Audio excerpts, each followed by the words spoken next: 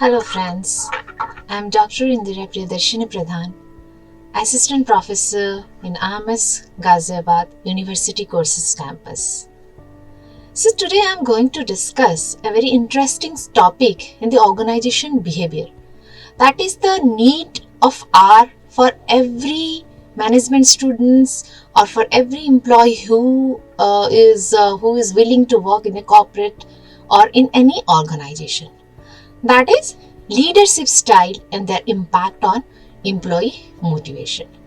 As we know, there are different type of leadership styles exist in our organizations, right? Every people or every employee or every manager is having different types of leadership style.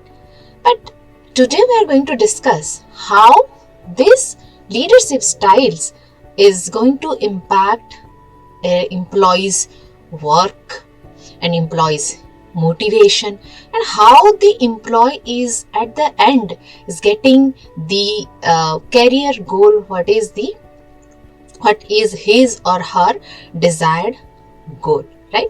So understanding the different leadership style is very essential for cultivating a positive work environment and that boosts employee motivation.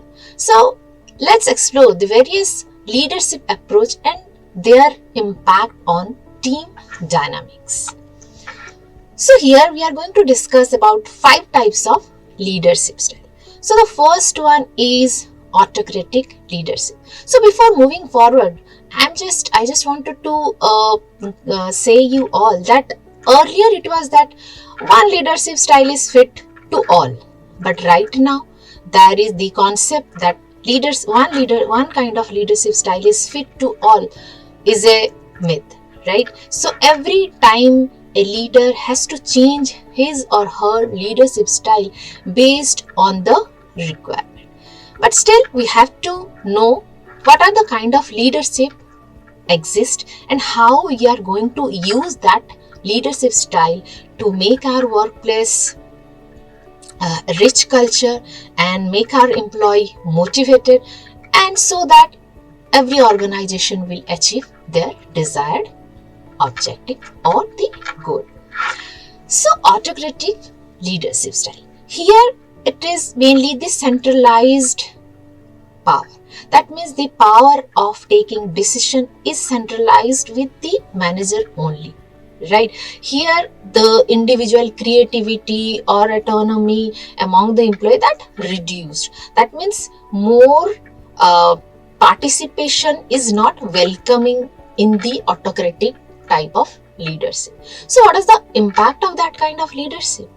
That obviously lower the moral or job satisfaction of employee. The employee feel disempowered and they feel they are not getting the right value that they deserve. But in a certain way, autocratic leadership is also having their advantages and their disadvantages. And the next one is democratic leadership. So here in democratic leadership, what happens? The types of decision making is an inclusive one, right?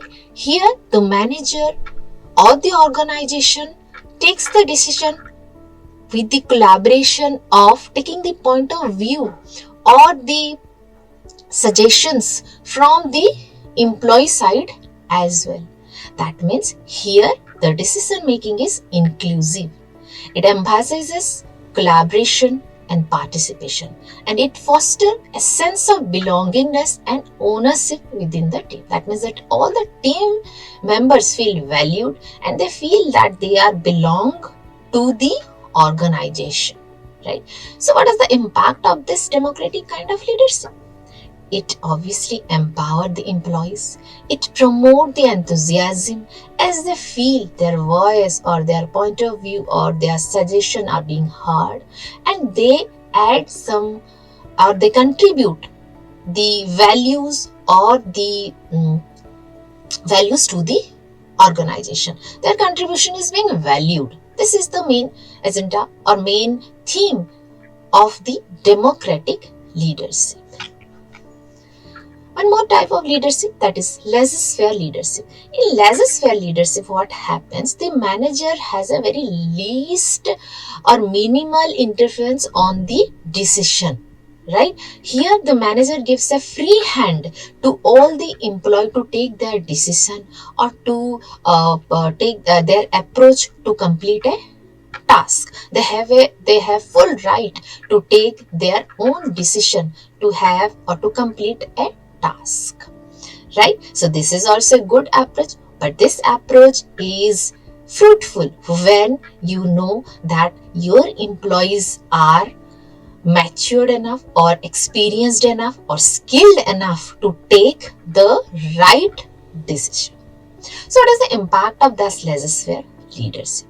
That may lead to lack of structure and accountability, right? If anyone can take the decision, then no one is accountable. It's because everyone saying this is not my decision, right? So it impacts employees' motivation negatively in some cases. Somehow laissez-faire is good in some condition, and it is a bad decision to take or to have a laissez-faire approach of leadership in some other condition. And so there is a new leadership style, that is transformational leadership style. What is that? In transformational leadership, the leaders always inspire or motivate team by compelling a vision for the future. That means they create a leader from the team member. The manager or the leader always wants that everyone becomes a leader. So they compel the vision of the future, a vision for the future, what they want to do and what they need to do. Everything they guide the employee to be a leader. So what is the impact of this kind of leadership? It empowered. Obviously, when you feel that you can see or you have a great vision for the future, then you feel empowered. It helps you in your personal growth, right? And it leads you heighten the engagement and commitment from employees, because every employee would love to work under you because they want to be a leader. They want to learn from you that how to become a leader, right? Because everybody wants power and everybody loves the power. Then this is a transactional leadership, right? This kind of leadership is mainly relies on clear structure of reward and penalties. If you are doing good work, then you have a reward. And if you are not doing good or you have some behavior or you are not working aligned to the organization goal, then you have a penalty for your behavior and for your performance. This is a clear-cut type. This is transactional leadership. What is the impact of this transactional leadership? The employees are encouraged to meet this specific target through incentives, which can motivate performance. Obviously, if there is a clear structure of reward and penalty for all the employee, if you work good or if you work is helping organization to achieve their goal, then obviously you are rewarded. And if you are not showing the performance up to mark and it is not that benchmark is it is not fulfilling the benchmark, then obviously it gives you the penalties. So by setting this kind of reward system, everyone is encouraged to work for the organization and they want to improve their performance. Who else not love to have a great to have a reward or to have an incentive, right? And then there is a situational leadership is there. Situational leadership is what? This is most demand leadership nowadays, right? Here you have to have a flexible approach. You have being a manager, you have 3-4 team, right? In every team there are different kind of team members are there. So you have to play different kind of leadership based on the situation or based on the individuals, right? So this is the main theme on which the situational leadership is built. And situational, in my opinion, situational leadership is the most required or most needed leadership approach nowadays in any organization, because it changes according to the demand of different situation and individual. It cannot be fixed with your leadership approach. You have to have flexible approach, right? So what is the impact on motivation? It helps in maintain employee motivation by addressing unique need and challenges effectively, right? It motivates the employees that based on the different situation or different needs or different challenges, right, you have to approach different kind of leadership. Sometimes people feel monotonous by having the same kind of leadership or working under the same kind of leadership, right? They don't want to always there be the autocratic kind of leadership. We are working under the autocratic leaders. So if situational leadership, it helps or it gives the employee a more challenge that they have to work under different kind of leadership, and they have to grow under the different leaders, right? So choosing a effective leadership style is the most crucial or critical part of an employee or for the organization and for their people.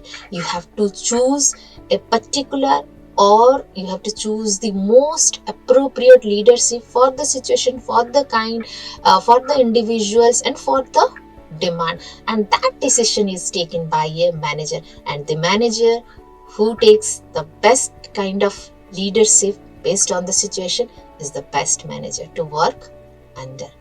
Thank you. Thank you, students.